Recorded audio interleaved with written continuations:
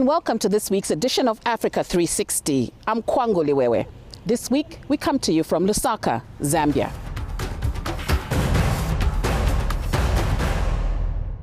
The third African Women Economic Summit has just wrapped up in Lusaka, Zambia, where hundreds of influential women met to discuss Africa's economic potential and the role that they can play in it.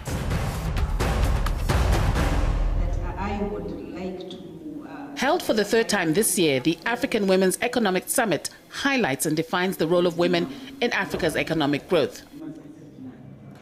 It aims to find solutions to barriers such as accessing finance. Patron of the summit and founder of the New Voices, New Faces organization is Graca Machel.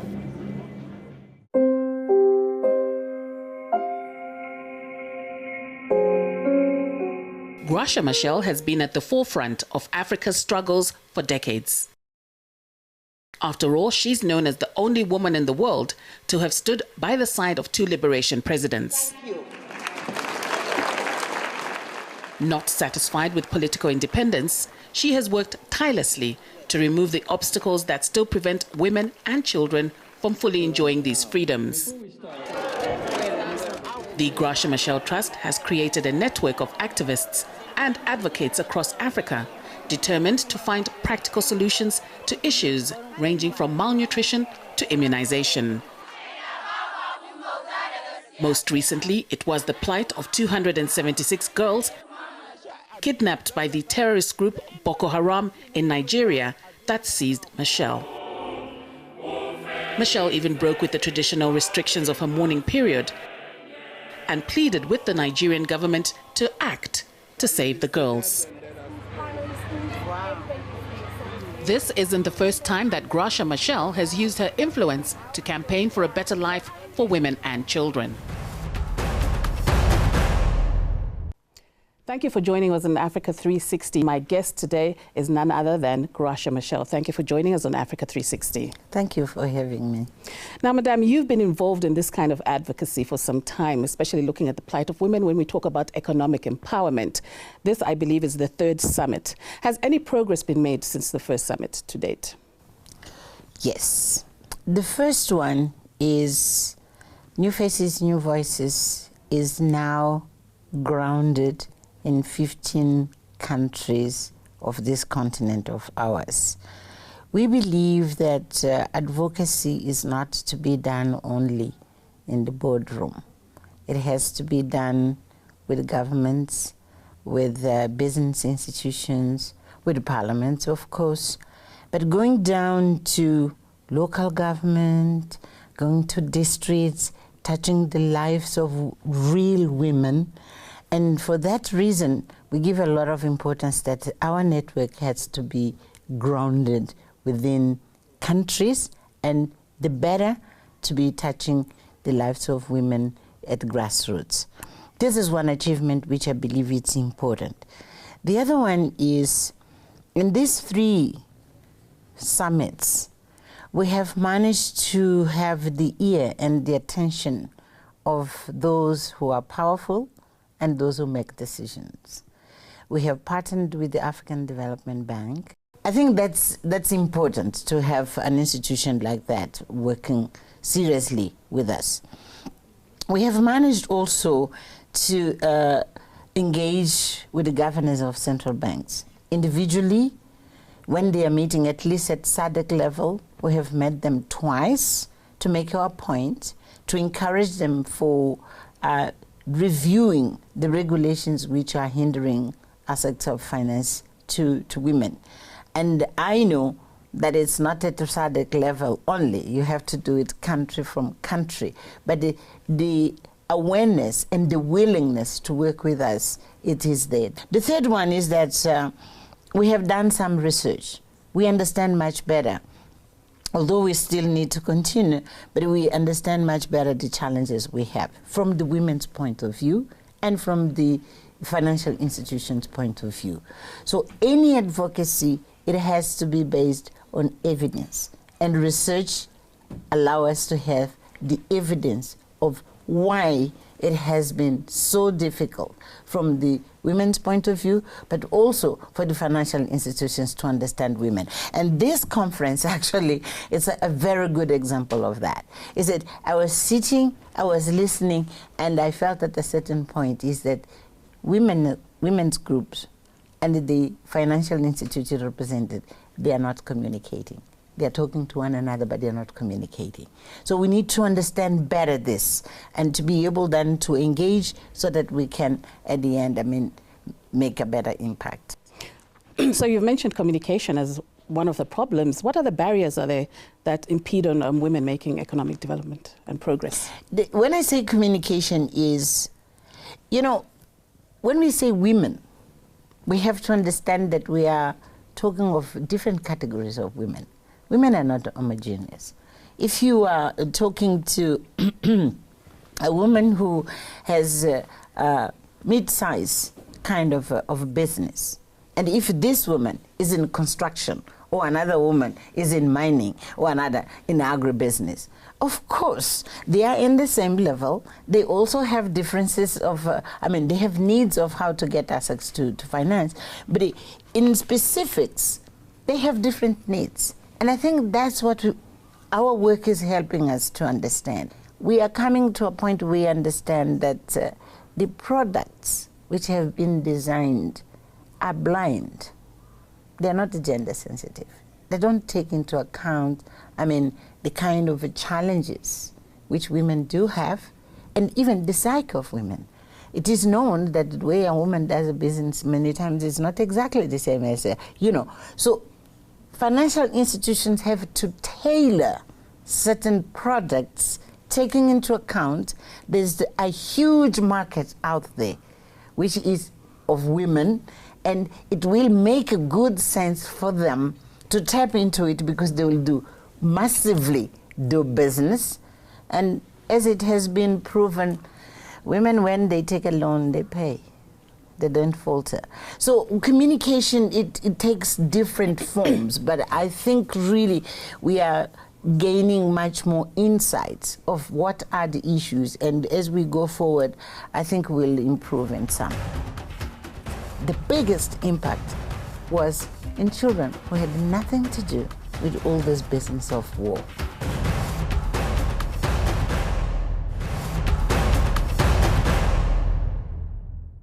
The last of 6 children, Graca Machel was born in 1945 in Gaza province, Mozambique, then known as Portuguese East Africa.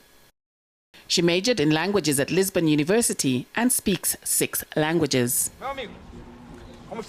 But under surveillance from the Portuguese secret police, she was forced to abandon her studies and joined Frelimo. After liberation, she became education minister and married then President Samora Machel in 1975. After Samora Machel's death in 1986, Machel left government and focused on helping the children who had survived Mozambique's civil war. The mother of 2, through her charity work, Machel has helped thousands of vulnerable children. Her work with the UN agency UNICEF saw her publish the book The Impact of War on Children. In it, Machel highlighted the need to address both physical and emotional damage suffered by children of conflict. Machel campaigned tirelessly to ban the use of landmines for the sake of children. By the time she married South Africa's first democratic president, Nelson Mandela, in 1998, Machel was already a global renowned activist. Spurred by their passion for helping children, Mandela and Machel used their prominence to inspire other icons to act. I was saying, I want each one of you to be my heroes. These are already, and I know I have already many among you. We just want to thank you so much. But as Mandela's health deteriorated, Machel was rarely seen in the public eye until his death in December last year. With the end of the official mourning period, Machel has again directed her energies to her activism. Welcome back. You're watching Africa 360, and today we're in conversations with Graca Machel. Now, you've been campaigning for a long time for women's and children's rights. I just want to find out from you, what ignites your passion when it comes to women and children? Well, children. It's a different category of my passion. I was given an opportunity to lead the Minister of Education for 30 years in Mozambique. And at a certain point, the conflict was enacted, and I started to see the impact of conflict in children. Some being killed, others being displaced, others became refugees, others heavily traumatized that they just could not learn because they were really, really, really traumatized. And it's raised in me the concern that, you know, these are such innocent lives. Adults, for their own reasons, they decide to fight one another. But the impact, the biggest impact, was in children who had nothing to do with all this business of war. And I felt, you know, I had the obligation to be in their skin, if I can, to speak on her behalf, to tell adults that, you know, your responsibility is to care, is to nurture, is to mold, is to protect children. It's not to harm them. No one has the right, really, for reasons which are ours, to make the impact fall on these millions of children. Sometimes it's neglect, sometimes it's conflict, other times it's because policies which are there are not covering them. So it started with the impact of children, of conflict on children, but then it has to broaden to other areas in which I realize that we do say beautiful things of who the children are in our lives, you know, but when we make decisions, when we allocate resources, when we build the institutions, many times we are not taking their interests at heart. And I'm just one of those who are advocating for their rights. So children, it's one issue. Women. I am a woman. I'm a woman. And I was born as millions of women in this continent in a rural setting, in very challenging circumstances, what we normally say poor people. If I had not been brought up in the kind of family which I had, which was loving, despite of being with the very little resources, loving family, which has developed a sense of dignity in me, maybe I could be a different person. Second, because my family could not pay my studies at university, someone gave me a scholarship, which meant I learned that, you know, solidarity, yes, begins at home. Second, socially, there are people who care and they open opportunities to many others. So I look at this just to give you examples and say, why is it that millions of girls like me, millions of women like me and my mother do not have those opportunities? So I decided to speak. And it's not anything theoretical. I know it ends up in the big, context of human rights, I know. But it's very concrete examples of life which tells you, give an opportunity to a girl, she will flourish. Give opportunity a woman, she will do wonders. And we know of millions of examples like that, but also we know of millions who do not have. So some of us who were very fortunate have then the responsibility to speak on behalf of those who do not have, like this. They do not have TV to talk loud. They do not have the opportunity to write in a newspaper because they can't read and write. They not have an opportunity to go to a hospital when they are sick. Someone has to speak on their behalf. And that's why I'm not pretentious. I'm not saying I'm going to change the world, but it is part of my responsibility because I was given some opportunities, not to forget, there are millions more who do not have those opportunities. He became a different Madiba, and he then took positions of leadership.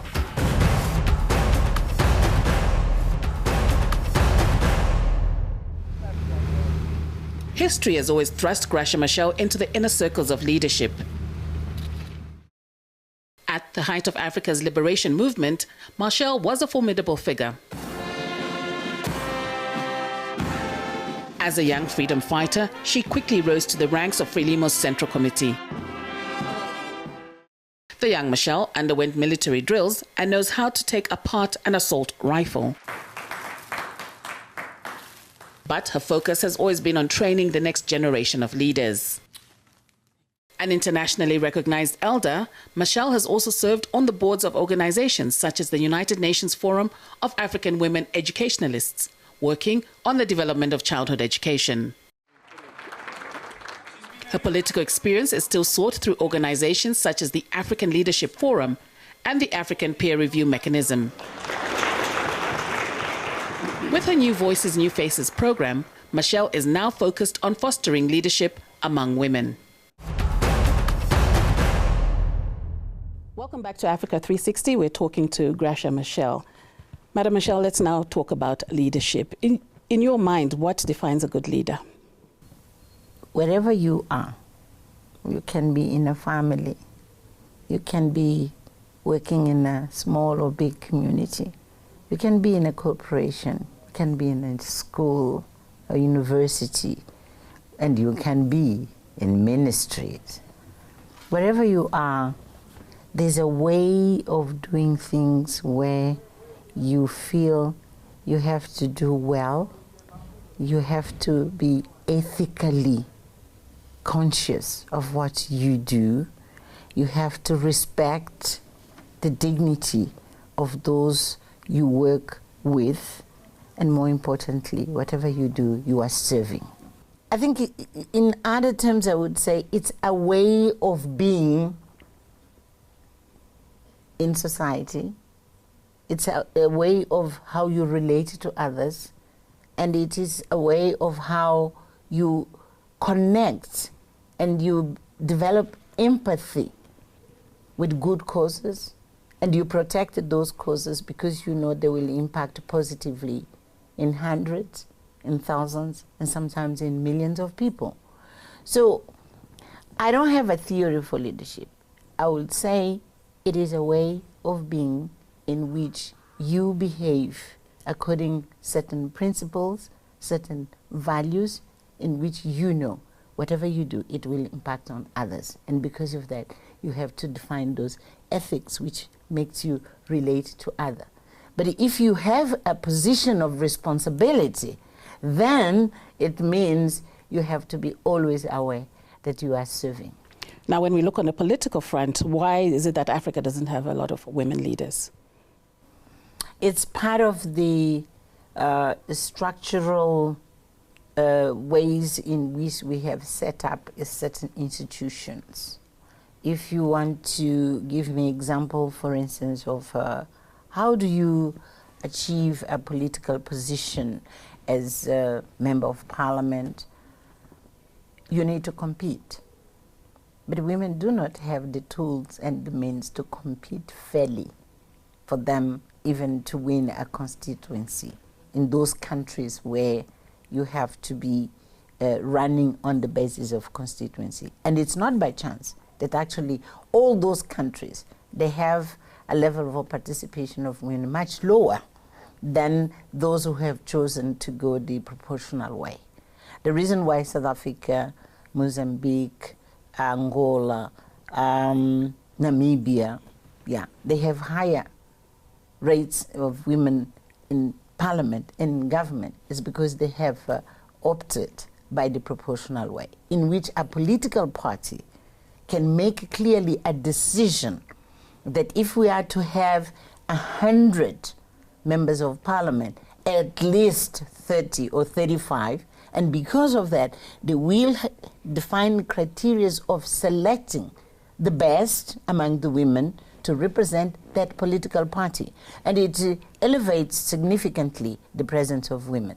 But if you go and you say you have to compete in equal terms, but you know that we are not in equal, in leveled field. So women have much more disadvantage, and that's why they don't manage to be significantly in positions of power. So I think we need to change these structures. That's my belief. Okay.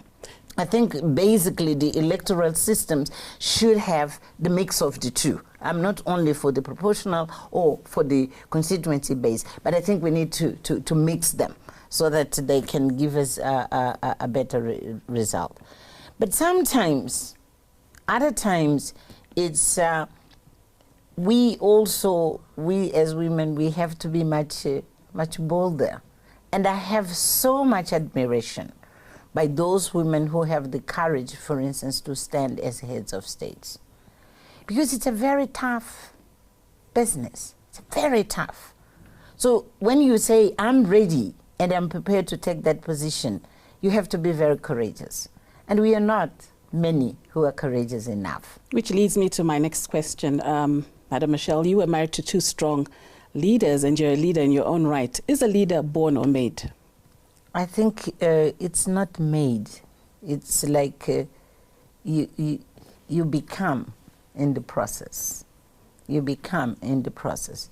I will use, maybe it's risky to say this, but the Madiba who came from the Transkei to Johannesburg is not the Madiba who then, after he has met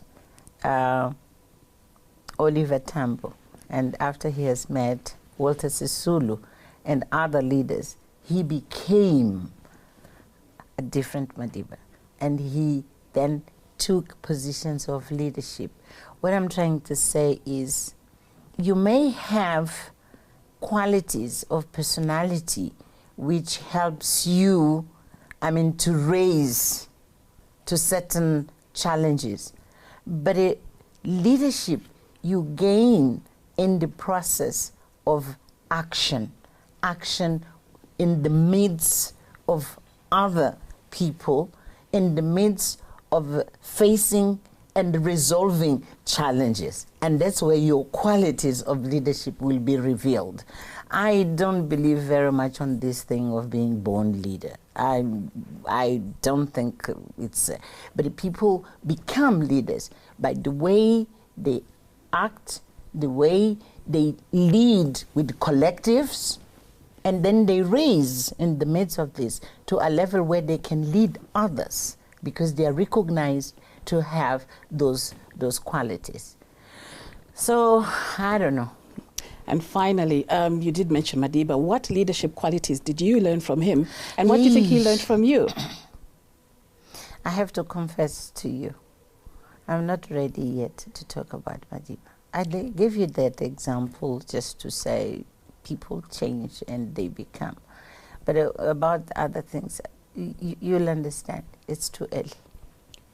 What next for you? I know you're busy with the Women Economic Summit. You're in the Africa Progress Panel. There's a lot you're doing. What else are you working on this year, for the rest of the year? I'm just reconnecting with the causes which I have embraced a long time ago. There was a period of some sort of lowering my participation because I made a clear decision to focus on Madiba. And after this period of formal mourning, I'm just reconnecting. And none of the things I have been doing ever since are new. All of them are old causes. So I'm giving myself time. And maybe in future I may drop some, I may embrace new, but I'm giving myself time. Madam Graca Machel, thank you for speaking to Africa 360. Thank you for having me. Well, that's it for this edition of Africa 360. If you'd like to comment on the show, you can go to our Facebook page or tweet us at Africa360_ENCA or our website www.enca.com facebook.com/Africa360.